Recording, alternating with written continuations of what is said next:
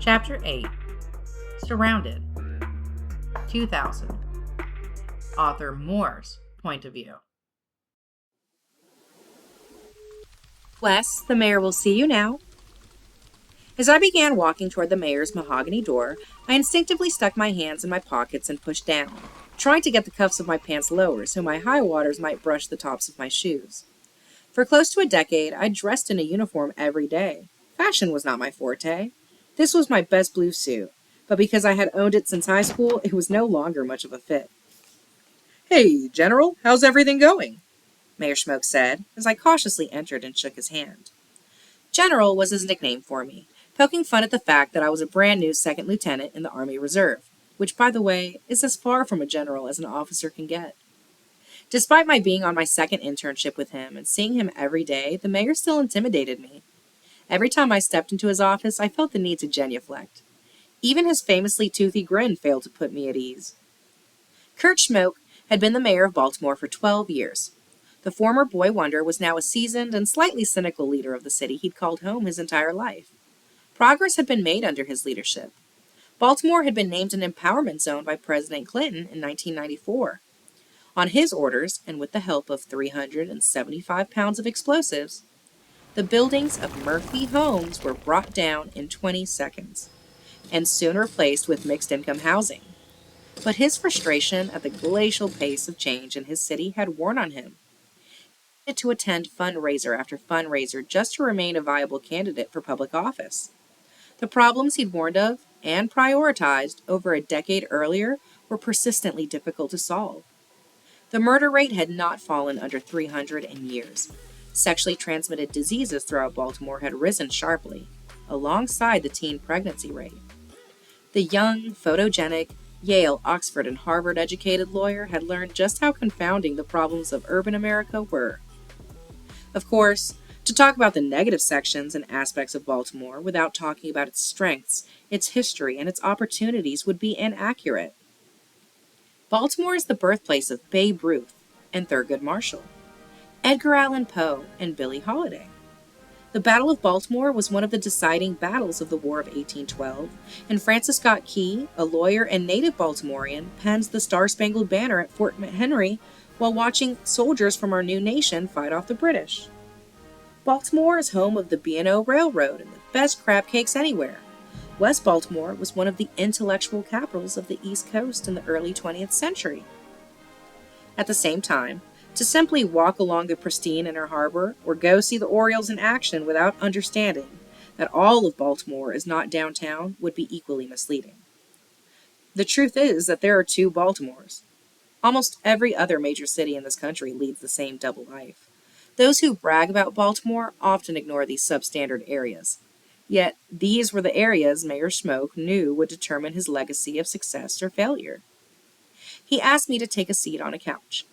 I'd found his office imposing when I first saw it, but its quiet elegance had, over time, made a stronger impression. Plaques and awards lined the walls, along with photos of the mayor with presidents, prime ministers, and everyday Baltimoreans. The office reflected the man, hugely impressive and unassuming at once.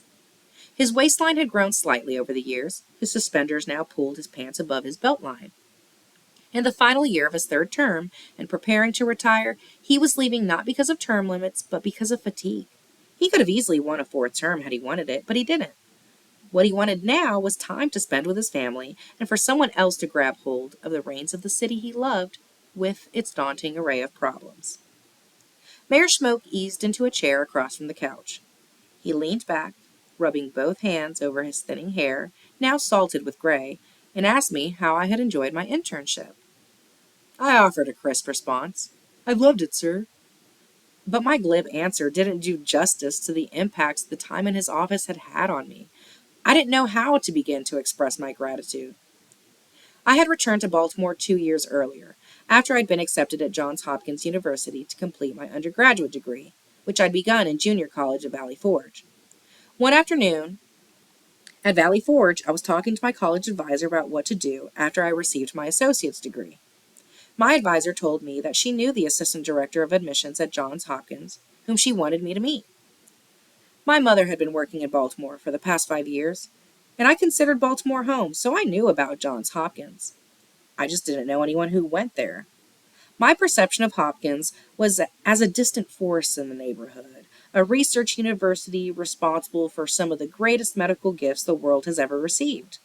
But that had very little to do with the life of the city I knew. Hopkins was also full of kids who did not look or sound like me.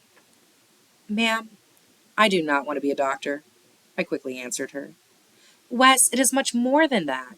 Just have lunch with him. At the very least, I think you'll enjoy each other's company. A week later, I sat across the table from Paul White, the assistant director of admissions at Johns Hopkins. I was expecting a stodgy, older gentleman who would offer me canned encomiums about Hopkins and then stiffen and ask for the check when he found out the details of my standardized test scores. What I found was a black man with a warm disposition and a booming voice, who bristled with energy and was constantly in motion, his hands swooping like birds in flight to accentuate his points. I spent much of the lunch telling him my story, and he spent the remaining time selling me on Hopkins. By the end of our meal, I realized that Hopkins represented much more than a chance to attend a great school with a phenomenal reputation. It was also a chance to go home. My relationship with my mother had changed significantly. I'd spent so much of my life running from her, trying to show her I didn't need her as much as she thought. She had spent much of the same period being an unrelenting disciplinarian. But as I got older, and as she realized her days of hardcore parenting were coming to an end, she became more than a mother, she became my friend. But there was still the matter of getting in. My SAT scores were hundreds of points below the average for students entering Johns Hopkins, and despite my being a junior college graduate and an Army officer, I knew that landing admissions at Hopkins would be a stretch at best. So after filling out the application, I put it out of my mind. But months later, I got the large package in the mail. Not only was I accepted, but I would receive scholarship money. I read the letter aloud to my mother over the phone, and she screamed in excitement. While reading the letter, I thought about Paul White. Having an advocate on the inside, someone who had gotten to know me and understood my story on a personal level, had obviously helped. It made me think deeply about the way privilege and preference work in the world, and how many kids who didn't have luck like mine in this instance would find themselves forever outside the ring of power and prestige. So many opportunities in this country are apportioned in this arbitrary and miserly way, distributed to those who already have the benefit of a privileged legacy. Many of the kids I grew up with in the Bronx, including guys like Shay, who stayed outside the law, never believed that they'd have a shot. Many in the generation before mine believed that maybe they did, but they had the rug pulled out from under them by cuts in programs like the Pell Grants or by the myriad setbacks that came with the age of crack. Reversals spun them right back to the streets and away from their true ambitions. For the rest of us, those who snuck in despite coming from the margins, the mission has to be to pull up others behind us. That's what Paul White did for me, and it changed my life. I'd been talking with Mayor Schmoke for 10 minutes when he leaned toward me and asked the dreaded question. So, Wes, what do you plan on doing after you finish school? I really had no answer. The words law school escaped from my mouth, the fallback answer for many students who have no idea what they want to do with their lives. Mayor Schmoke waved his hand at the idea. Have you ever heard of the Rhodes Scholarship? I had heard of it. I knew that Mayor Schmoke, President Clinton, and our state senior senator, Paul Sabarnes, were all Rhodes Scholars, but I didn't know much else about the award. Let me show you something, the mayor continued, rising from his wooden seat and moving toward the wall. I followed him. He pulled out a pen and stretched his arm toward a black and white framed picture.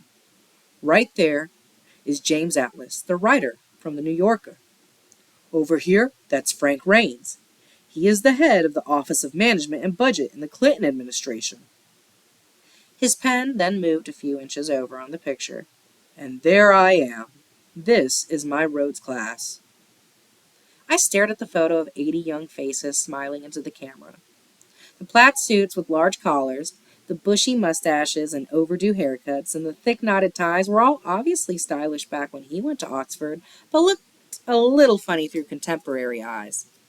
Then again, my high waters and medium-sized suit jacket didn't exactly qualify me as a fashion critic. I recognized a few other faces in the crowd and realized that, whether they were household names or not, this was an exclusive group that held a significant amount of influence and power. People who could engineer real change. Mayor Schmoke continued to tell me about his experiences as I listened intently. He reminisced about the stimulating conversations that took place in rustic pubs over warm beer. He told me about living and working in buildings constructed hundreds of years before the United States was even founded. He shared with me some of the trips he took around Europe. And he told me about the odd feeling of being a minority, not because you were African American, but because you were an American in the wider world. After he completed his anecdotes, Mayor Schmoke ended our meeting. He extended his large, calloused hand, and before I could leave the office, he gave me one last order. Mayor Schmoke knew that, weeks after I completed the internship with him, I would be heading to South Africa for a semester abroad. To him, this chance to see South Africa less than a decade after the end of apartheid was the perfect preparation for a real understanding of the road's experience and legacy. In his thoughtful, delicate, deliberate cadence, he said, "While you are in South Africa, admire the beauty and culture, but make sure you do not leave without understanding the history. Make sure you understand who Cecil Rhodes was and what his legacy is. Know this before you apply for his scholarship." Sure what to say, I simply said, "Yes, sir," my grip tightening in his hand. I thanked him for the opportunity to serve and began my walk through the archway leading me back to the waiting area. I found out years later that it was Judge Robert Hammerman and Senator Sabarnes who gave Mayor Schmoke the confidence to apply for the Rhodes Scholarship. I hope that, in some way, Mayor Schmoke felt like he had returned the favor. Of course, he did more than just point me to the Rhodes Scholarship. He instructed me to learn the larger historical context of the award. Although I didn't really understand it at the time, like Colin Powell, he was telling me that our blood-soaked and atrocity-littered past was important, but that the future didn't have to be its slave. Even a legacy as ugly as that of Cecil Rhodes, a 19th century imperialist, white supremacist, and rapacious businessman, could be turned around and used by a person like me, someone Cecil Rhodes would have undoubtedly despised, to change the world that Rhodes and people like him had left for us.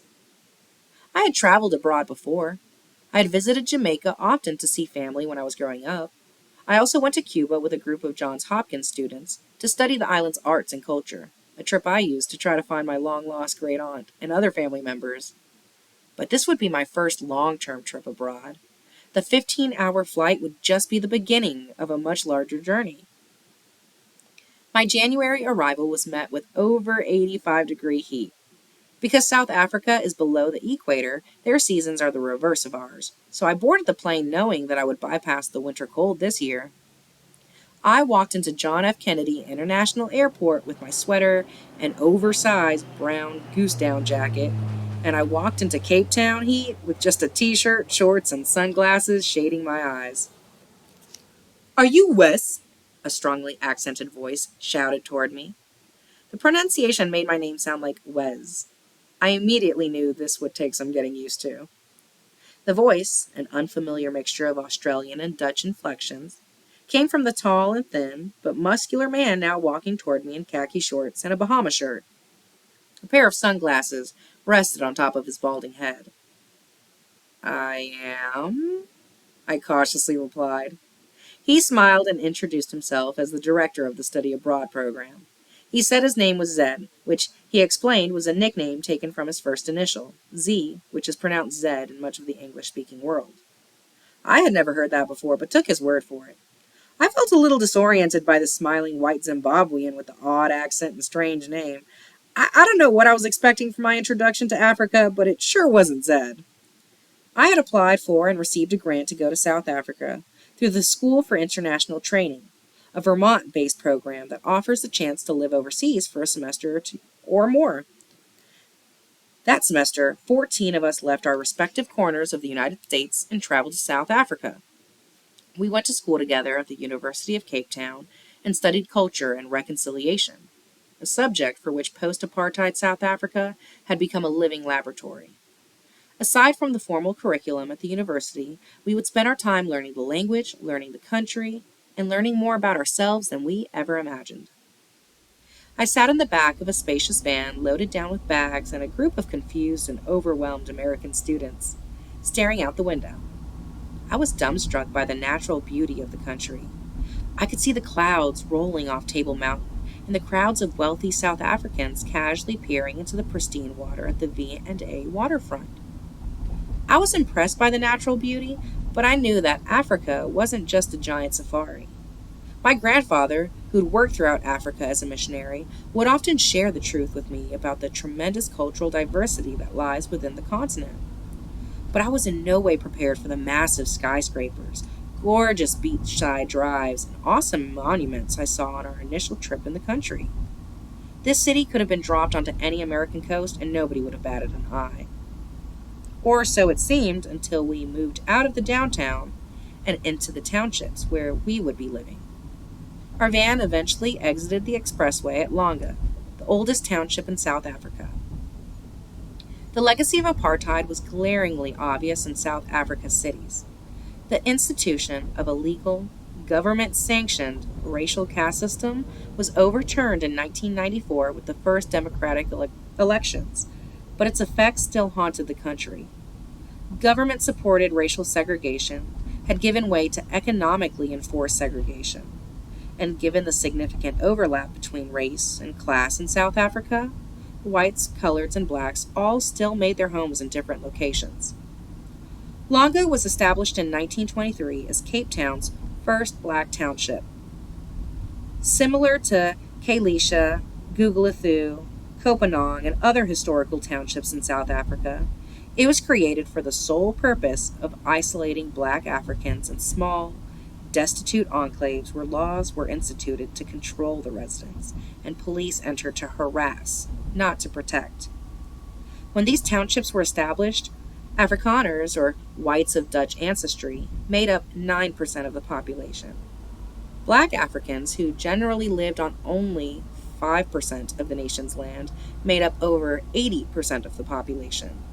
These were South Africa's projects, areas where despair and hopelessness were not accidental products of the environment, but rather the whole point. It was obviously a far more egregious situation, but I could sense faint echoes of Baltimore and the Bronx in the story of these townships. The van bounced steadily up and down as the shocks attempted to adjust to the transition from the paved, multi-lane highways to the pothole-laden, dirt-covered streets of the township. Kids, dozens of them, lined every street we drove down, staring at the vehicle as we cautiously cruised by them. Their smiles were bright, and they gave us the thumbs up as we rolled past them, as if they had known us from somewhere else, which just reinforced my disorienting feelings of familiarity.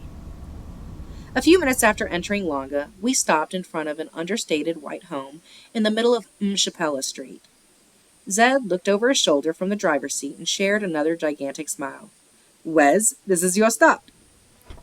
I stepped out of the van and walked to the back to pull out my one overstuffed bag, my entire wardrobe for half a year, crammed into a 40-pound Samsonite. My white Nikes kicked up dust as I made the short walk from the van to the front of the house. This would be my home for the next 6 months. A short distance to my left, I saw a vertigo-inducing sea of shacks, rolling out as far as the eye could see. The walls of these houses were patchworks of wood or aluminum or metal or whatever scraps were lying around. Spare pieces of metal were propped up as roofs, and pieces of torn cloth were hung as curtains. These shelters were lined up in a sort of organized chaos. They seemed improvised and temporary, but they'd been there for years. Well, some of them at least. I would later find out that every few months or so, the fires that burned in makeshift stoves would flare out of control, jumping from one tightly packed shack to another and burning out a whole section of the shantytown before they were extinguished. A week later, all the shacks would be rebuilt and it would be business as usual. As I moved closer to the home where my host family lived, I couldn't stop staring at the shantytown. Living in the Bronx and Baltimore had given me the foolish impression that I knew what poverty looked like. At that moment, I realized I had no idea what poverty was. Even in West Baltimore, we lived like kings compared with this. An embarrassing sense of pride tentatively bloomed in the middle of the sadness I felt at my surroundings. I was 5 feet away from the door, covered in peeling white paint, when it creaked open. A short, rotund woman with cropped and curled hair, beautifully clear, dark skin, and a radiant smile walked out. She was wearing a dress that reminded me of the West African inspired kente cloth attire I had seen in the States, but hers was an intricately meshed pattern of black and white, the traditional Sosa colors. Sosa was her tribe, and Longa was a mainly Sosa township. It was also the tribe of Nelson Mandela, Govan Mbeki, and many other heroes of the African National Congress. I smiled and extended my hand to introduce myself, and was immediately wrapped up in her arms. She hugged me as if I was family member she had not seen in years. Mala! She exclaimed into my ear as our cheeks pushed against each other, the Sosa word for hello. Her affection was infectious, and I squeezed her right back. Once she let go, I noticed her children standing behind her, a son named Zinzi, who was a few years younger than me, and a daughter named Viwe, who was 8 years old, waiting to welcome me to their home. Zinzi moved toward me, his short, dreadlocked hair spiked up on top of his head. Hey, Booty, how was the flight? He said in a deep baritone voice. Booty, the Sosa word for brother, was not used loosely. The family went out of their way to make me feel welcome, at home. Viwe was a slightly but shy girl who stayed close to her mother's hip as she gave me a quick hug. I imagined how odd an experience it must have been for her, having this American enter her small home to live. She knew nothing about me. In retrospect, I guess I did know how she felt. I felt much the same way. The week after I arrived, I walked into the kitchen to find only Mama sitting there. She was making herself some tea and asked me to join her. I sat down at the small wooden table next to the stove, the shaky tabletop stabilized by pieces of cardboard stuck under the legs. This was where most of the family's meals were eaten. She poured the boiling hot water into mugs with tea bags already placed inside and brought our 2 cups over. So tell me more about yourself, she began. I'd been spending so much time with my homestay brother, Zinzi, his friend Simo, and the other Americans I'd come with, and attending our classes at the university, that I had not had a chance to really speak with her yet. Our tea turned into a 3-hour marathon of stories about our lives, fears, and dreams. She explained to me the color dynamic in South Africa, how there I would be considered colored because I was not dark enough to be considered black. Colored was a concept created during the apartheid era to further isolate the races. Coloreds received more privileges than blacks did. Not many more, but enough to seed antagonism between the two groups. The lighter your skin was in apartheid South Africa, the better off you were. I learned about the music of the apartheid era and how it was the musicians and artists, even more than the politicians and activists, who informed the world about the country's injustices. I also learned about Ubuntu, the Xhosa word for humanity, and the power of authentic leadership as exhibited by giants like Nelson Mandela and 1,000 other self-sacrificing visionaries who had managed the unforeseen transition from apartheid to democracy without a bloodbath. On our 3rd cup of tea, Mama began to tell me about her husband and his role as a freedom fighter during apartheid. She told me about how he and his fellow soldiers were intimidated, arrested, and beaten for failing to comply with government rules about carrying personal identification cards. I listened in amazement and horror as, through trembling lips, she talked about the hopelessness the people felt during this time and the pain of knowing that this level of segregation, this level of poverty, this level of depression was being imposed on a people for things they were in no way responsible for or should be ashamed of. Finally, I had to stop her. Mama, I am sorry to disturb you, but I am very confused. After all of this pain and heartache, how were you now able to forgive? You seem so at peace with yourself and your life. How are you so able to move on? She gave me an easy half smile and took another sip from her mug. Because Mr. Mandela asked us to. I'd expected more. I'd expected her to tell me she was still working on a revenge scheme, or that she was afraid their weapons were too strong so there was no use in fighting. But her simple and profound answer helped me to understand that Ubuntu was not simply a word, it was a way of life. Her candor and exquisite simplicity framed the rest of my trip and helped me better understand the land I was living in. It also helped me complete a thought that had begun that night with my father and developed through my training and education and my time with Mayor Schmoke in Baltimore. The common bond of humanity and decency that we share is stronger than any conflict, any adversity, any challenge. Fighting for your convictions is important, but finding peace is paramount. Knowing when to fight and when to seek peace is wisdom. Ubuntu was right, and so was my father. Watende, my middle name, all at once made perfect sense. A few days later, I finally had a chance to talk to my mother on the phone. I was excited to share all of my experiences. And she, having never been to South Africa, was excited to hear my detailed descriptions. She updated me on how everything was going back home, and then shared a piece of strange local news. Everything is fine, but I have something crazy to tell you. Did you know the cops are looking for another guy from your neighborhood with your name for killing a cop? A few weeks before I was set to leave South Africa and return to the States, I was walking with Zinzi and Simo from the Kumbi, or bus station, back to the house. The once overwhelming sensory overload of township life now seems second nature to me. Kwaito, a South African mix of hip-hop and house music, blared from cars that passed us. Children kicked soccer balls back and forth on the dirt-covered road, with large rocks serving as goalposts. Women spoke loudly to one another while carrying bags in their arms and on their heads. The sounds of the quick, click-ridden Xhosa language was everywhere. I was beginning to understand the language and the feel of the street life. My stride through the longest streets was slower and less frantic than it had been. I was finally feeling at home. My friendship with Zinzi and Simo had also grown significantly. Every day after class, we would walk around the neighborhoods, talking to girls on the university campus, going to Mama Africa restaurant to grab one of the best steaks I'd ever tasted, or watching cricket at a local watering hole. All of this felt particularly sweet in these last days, as the nostalgia that kicks in at the end of any meaningful experience had started to affect us. Simo looked up at us and said, "So, both of you all are leaving soon? What am I supposed to do then?" Both Zinzi and I were about to embark on journeys. I would soon be heading back to the United States where, in a matter of months, I would be accepting my degree from the president of Johns Hopkins, William Brodie, who had become a cherished mentor and friend. Despite entering the school with lower scores than the average students, I would walk across the stage as a Phi Beta Kappa graduate who was also the first Rhodes Scholar in 13 years at Johns Hopkins and the first African American Rhodes Scholar in school history. Zinzi, now 17 years old, was preparing to take the same path as generations of Xhosa boys before him. He would be leaving soon to spend 4 weeks in the bush, where he and dozens of other boys would join an aggregate of elders and learn what it means to be a Xhosa man. Within days of arriving, the young men would be circumcised, their foreskins removed like childish cloaks now deemed unnecessary.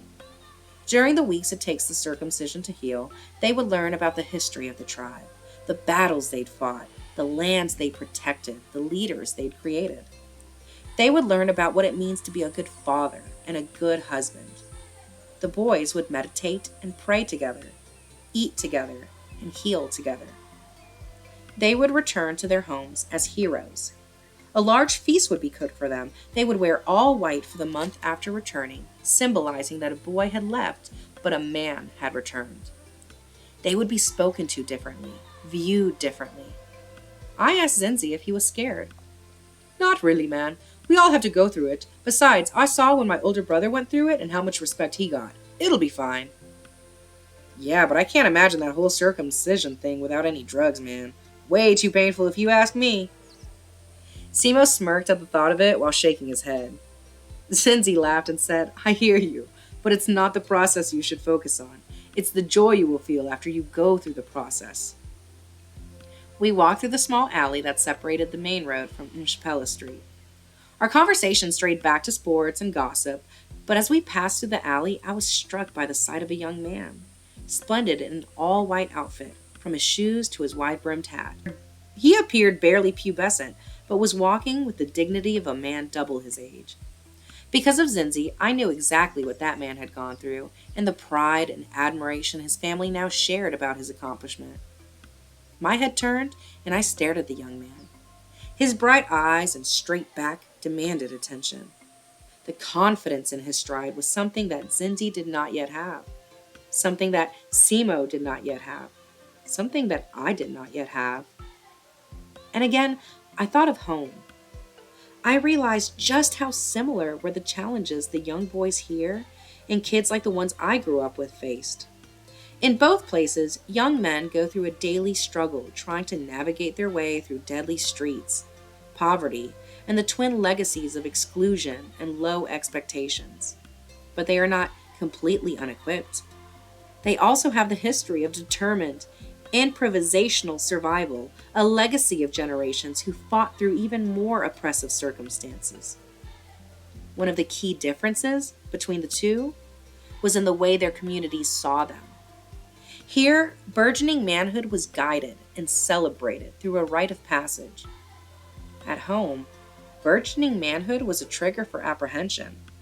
In the United States, we see these same faces, and our reflex is to pick up our pace and cross the street. And in this reflexive gesture, the dimensions of our tragedy are laid bare.